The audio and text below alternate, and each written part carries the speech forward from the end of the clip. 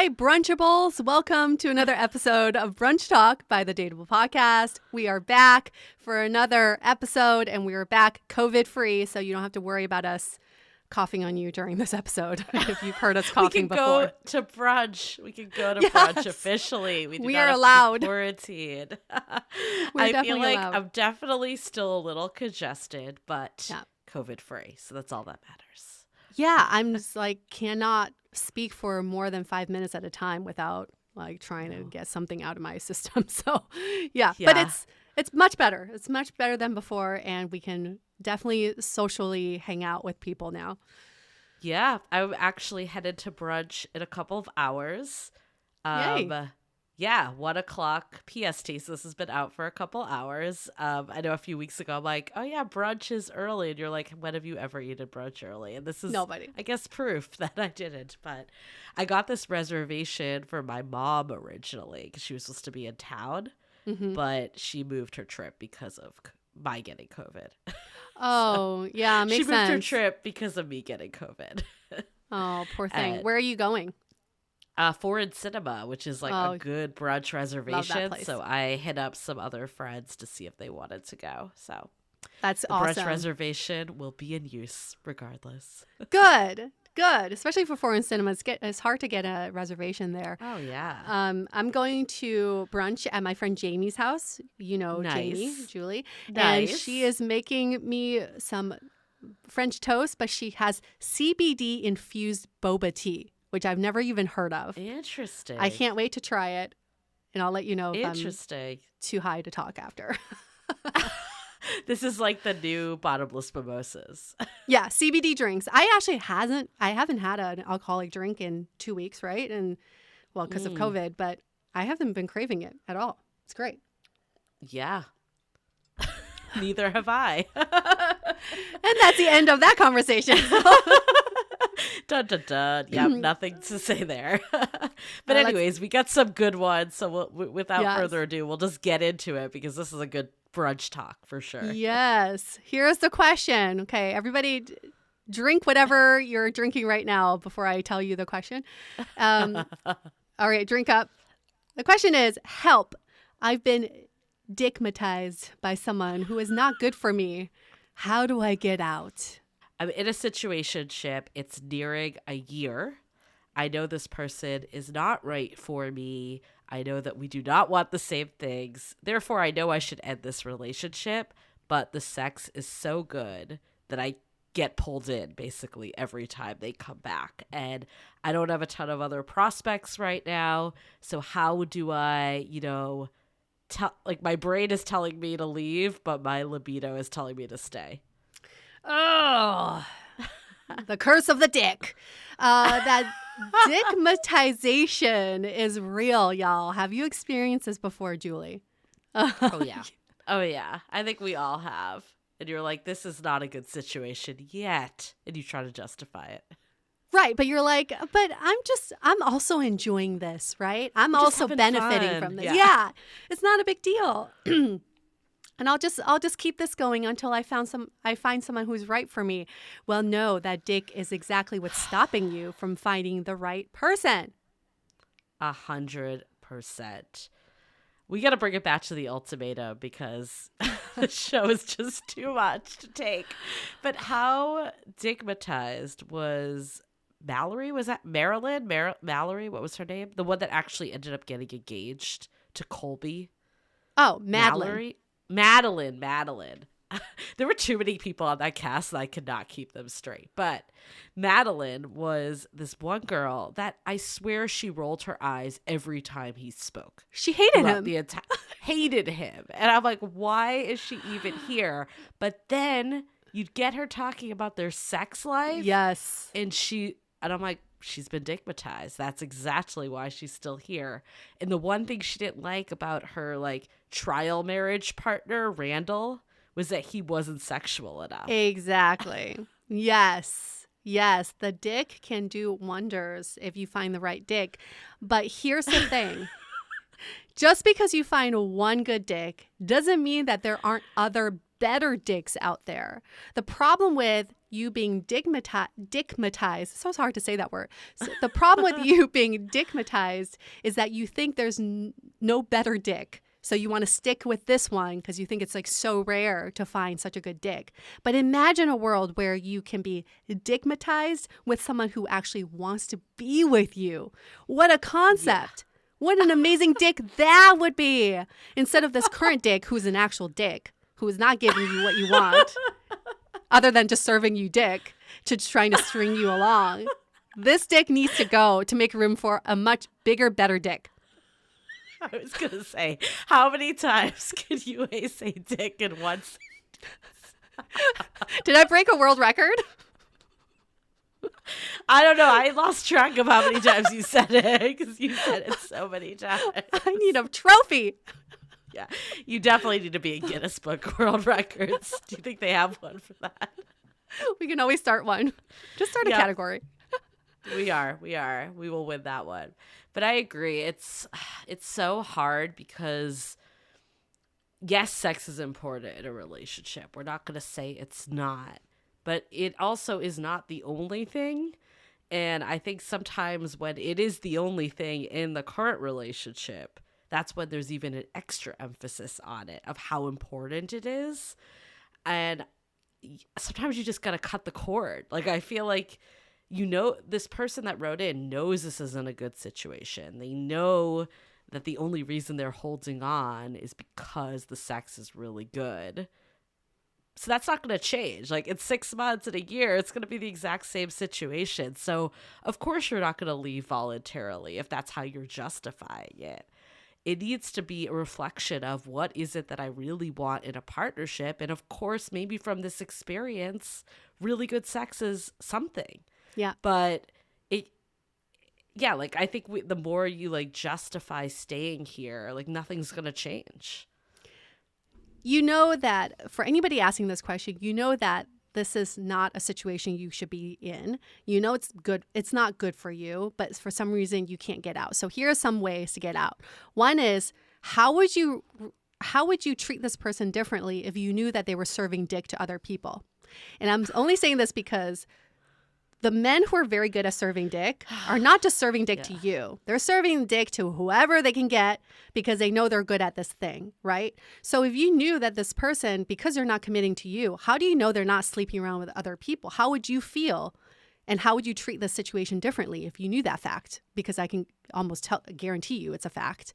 The second thing to think about is, next time you interact with this person, if you truly want to get out of this situation, is to not meet up with them in a private environment. Don't go to their house. Don't have them come over to your house. Meet in public and see them for who they are. Because a lot of times, the people who are very good in bed will hide behind their dick, not between their dick. There's only one dick. You can't hide between multiple a dick. Ones. Maybe that's why they're dickmatizing you so much. They have 5 dicks. Five dicks slapping you dizzy. You're like, oh my God, I'm dickmatized. You're like, wait, where are all these dicks coming from? You might not be able to find someone else like that. So. If you find a guy who can bukkake you just with one dick, then don't let him go. That's just talent. That's just fucking talent right there. It does remind me of the Sex of the City episode, though. Remember Carrie had that fuck buddy that, like, the sex was really good. Yes. So she's like, why am I not trying to date this person? And then they went out on a date to a sushi restaurant. He said, sake to me. Yeah. She was mortified. She's like, and no. she looked at him and she was like, I have no attraction to you.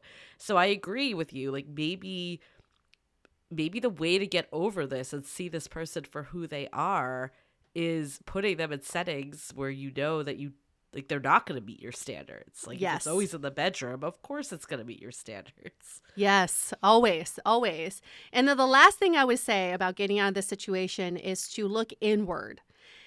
Sometimes we get dickmatized when we are in places in our lives where we're feeling low self-esteem, where we're needing validation, where we're feeling lonely.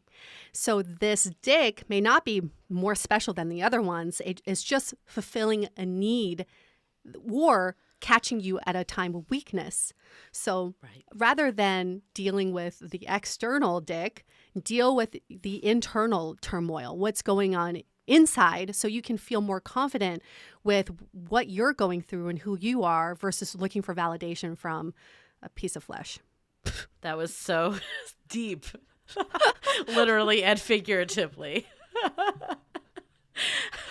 I think the other thing that I would add is it's so easy to think this is better than nothing. I've been in that trap before. I've definitely stayed in a bad situationship where, you know, I think part of it was because the sex was good too. Like, I stayed in this bad situationship for almost 2 fucking years, which is crazy. I wish I could get that time back. Yep. But what used to cross my mind was like, this is here and it's good. And, you know, like, what else is out there? I don't know. It's unknown. Maybe there's a period where I have no one.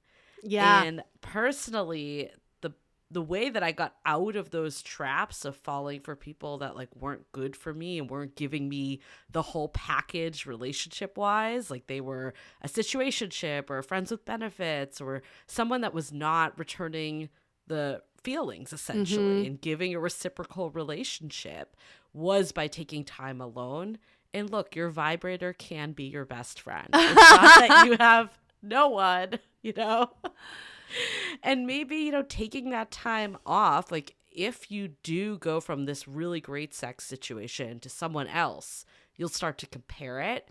But maybe taking that time off and being with yourself more. Yeah. Again, literally and figuratively by yourself. That will help you unravel this stigmatized situationship you're in. Master date and masturbate. A double whammy. Do it both. The best way to master date is to masturbate. That should be a bumper sticker. It should be yes. I would put that all over my car when I'm not driving it on the road. Can you imagine driving the with best that? way to master date is to masturbate. How many honks you would get on the road? People high-fiving, like air high-fiving you. People it's like maybe you're jerking off in the air. It's like maybe it should be a t-shirt, but then it's like across your boob. Is that better or worse? I don't know.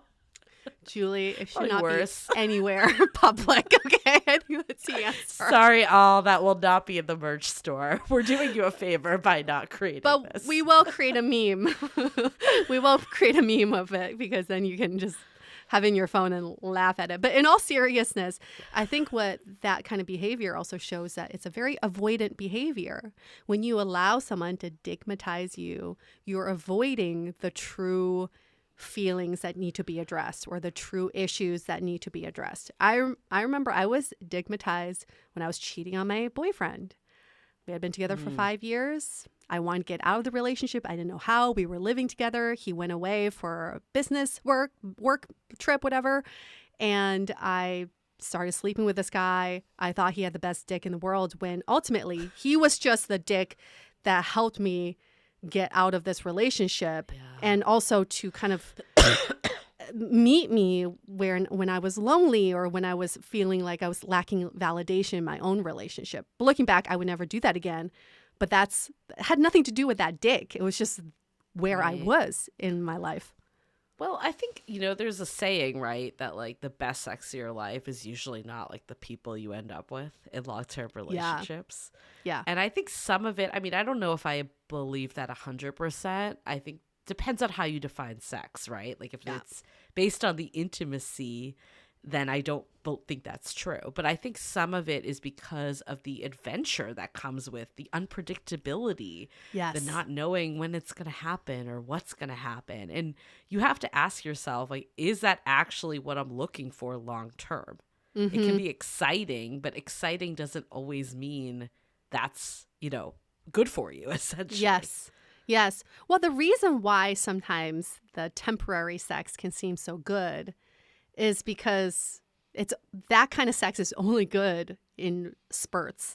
Like imagine I've had people tell me like, oh my God, that was the best sex of my life. It was so rough and like, grabbed my hair and threw me down on the bed. Can you imagine having that kind of sex long term, like every day when you're in a long-term relationship, when you're like 80 years old? It's just not for the long term, but I understand why a one-off sex like that would make you think that was like the best sex of your life. Yeah, so maybe some of it's just redefining what good sex is to you, too. Yes. I love that. So do you think men get vaginitized? Pussy men, that is. I don't know. Gay men could get dickmatized also, but do you think pussy-tized? Is that like... Pussy-matized? Like, do you think that's like there is the comparable feeling? Because I've never heard a guy say that before, where I've definitely heard multiple friends use the term dickmatized. Do you think it has to do with the anatomy? Like a dick is something that goes in you. So you can't really, it's out of your control what kind of dick that is. But a vagina is a hole, so I don't know. I think that, I think it can be the reverse too, that someone gets hung up on someone that they think, that they know isn't good for them long term. Yes. Because it's sex and because it's good sex. So I think that follows suit. But I do agree with you maybe that the term isn't as... First of all, it just doesn't roll off the tongue the way dickmatized does. That's number one. But I think number two, it's like what you're saying is like it's the way the insertion is opposite, essentially. Right. Yeah, it's a little bit out of your control on the receiving end. Yeah. I do think, though, this whole notion of feeling like this is the only person out there, I'm never going to get this again, that's all coming from a scarcity mindset. Yeah. And it's really easy to fall in that trap, especially if it's different than something you've experienced before. A lot of people, and this isn't everyone, but sometimes like friends that I know have said, I'm holding on to this because the sex is so good. I know when I was in that place too, it was because I didn't have it as much before, or it wasn't as good. It was something that was lacking maybe in the relationship. So you're almost like overcorrecting and you found this overcorrection. So I think sometimes it is okay to overcorrect and it lets you get back to equilibrium eventually. So there's no shame in feeling like you've overstayed a relationship because you've been dickmatized. It is recognizing, though, when it's time to end it, to get to what you really want, especially if you feel like you're not being treated well, or deep down that this is holding you back. Those are definite reasons to move forward, and maybe the next person won't be as exciting maybe the next person won't be as exciting in the bedroom, but they'll have other qualities that make it more exciting overall. Yeah, I think the excitement in all of that is when you find someone who's willing to be in a relationship with you and wants to work on a relationship with you, they can also work on being really good in bed with you. It's a joint effort. When you've been dickmatized by someone that you're not dating, I just call that pure luck. It just so happens that your anatomy works, everything fits, and he knows all the right things to do to you, and etc. But you could have that an unaccidental good sex life too with someone that you work on it, with. Right. So the tricky thing about being dickmatized and saying like this is the best sex I've had is also because you only know what you know. Maybe you've been having really bad sex for the last few years. Maybe you were really bad in bed for the last few years, and it just so happens that when we get older, you're just going to get better at sex. So you're going to meet other people who are better at sex too. It could just be timing. Do you ever have flashbacks to old sex? Because personally, for me, okay, I'm curious to hear yours, but for me, I actually don't. And I think like in the moment, I think like, oh my God, this is like, how can it get better than this? I'm going to remember this forever. And I can't recall like experiences anymore. Like I recall like vaguely, obviously, being with the person, but none of the details at all. So what feels like it's like the be all end all in the moment, I've found, at least from my experience, that fast forward 5 years later, it's not even like, it's like a blip in my memory. Oh, that's yes. No, I'm in the same boat because I think The sex I remember were the anomalies, like a really pointy penis or a really fat dick. Like I can recall all of that. It wasn't like, oh my God, this is the best sex of my life. But the sexual moments I do remember I recall from movies and from like shows I've seen, because I'm like, that's a really hot sex scene. But that was not a reflection of my personal life.